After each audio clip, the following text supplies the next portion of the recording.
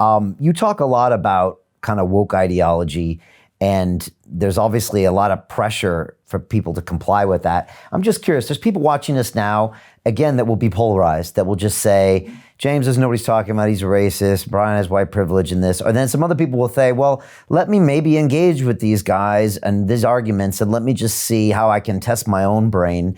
And if those people are listening, or to anyone who's listening, how can people get around this wokeness in the world right now, whether it's in the workplace or in their social circle or even in their own corporation? Like, what can they do? And I heard you talking in an interview recently that said that you think the extremes of this movement will eat itself alive.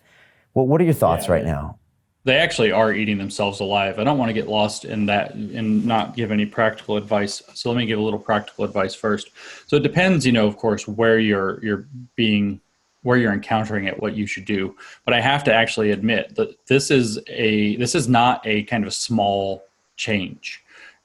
You actually do have to, if you want to counter the so-called woke ideology, you actually are going to have to learn what it's talking about.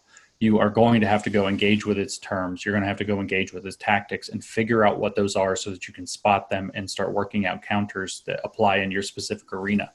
Many of the tricks that it plays are by using multiple meanings or tricky meanings or redefined meanings of words. So if you don't understand the manipulation of language, you can't possibly say, now hold on, you called me a racist, or you said our organization is racist, and we're going to specify what that means. And here's these various definitions. Why did you choose this one over that one? Here's what that one implies. Here's what the normal ones imply. You have to be able to know a little bit about it to possibly counter it. In fact, one of the maneuvers that it plays, and this is a very kind of blitzkrieg-like technique, is we even spoke about it earlier in the interview, is that they try to make people that they're going after feel stupid and uninformed. Like they're the only people who actually know the real definition. So they'll say something, something racism, and you'll say something, something to definitions, and they'll say, you don't even know the real definition of racism. They change the definition of racism and you don't even know it. You're not even informed. And so the idea is to discredit you to anybody and discredit anybody who's disagreeing by showing them to be too ignorant or willfully ignorant or blind or privileged or something like that, so that they aren't credible people who offer credible arguments against it. And so you have to understand that tactic. And the only way to circumvent it that I'm aware of is that you have to know enough to kind of answer that and say, no, I understand where this comes from. This comes from a bit of philosophy that's called discourses theory, and that arose from the postmodern tradition, which holds that the truth or falsity of an idea is irrelevant to its political utility. And I don't think that that's actually true. I do think that the truth or falsity of an idea actually matters. And why don't you? So you have to be able to kind of do that. You have to be able to redirect it.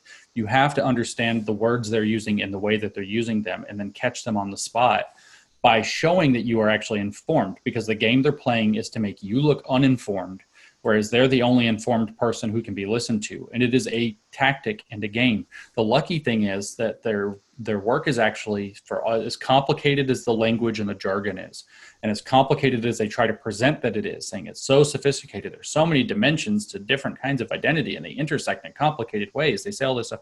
It's super simple. It's always the same thing. Where is the systemic oppression? How can I accuse somebody of bigotry? That's all they do. And so it's actually really simple to learn. You do have to stretch out and learn some 5-syllable words, though, and get familiar with the language in 2 different ways and say, look, I understand the fallacy of equivocation, and I see what you're doing here. And here's the 2 meanings, and I understand both of them, and here's why I stand with the reasonable one. And then what that does, it doesn't change their mind, but all of your reasonable onlookers suddenly realize, oh, wow, there is an intelligent answer to this. I am people, once they realize they're being fleeced, are not happy about the people who are fleecing them. My position, in fact, is that I don't tell people they shouldn't be woke. I tell people that they should understand what wokeness is before they decide to take it on. So I just want them to understand very clearly. And then freedom is freedom. It's a matter of your private conscience. Do what you want. But I'm going to explain it to you and take away that illusion that they're the only people who know what they're talking about, or the only people who are moral. So you do have to do that. You have to learn some of it. The other thing I would tell people is that they do need to understand that this is organized. You can't go one individual against your HR department. You're just going to get nuked out of your company. You can't go one individual against your school. They're just going to ignore you. You actually have to get like-minded people who understand that there are problems with this, who don't necessarily agree with it. You have to start informing yourselves and form groups who will show up and take it on in teams. And if you do get fired in the attempt, who are willing to hire an attorney to take up their case.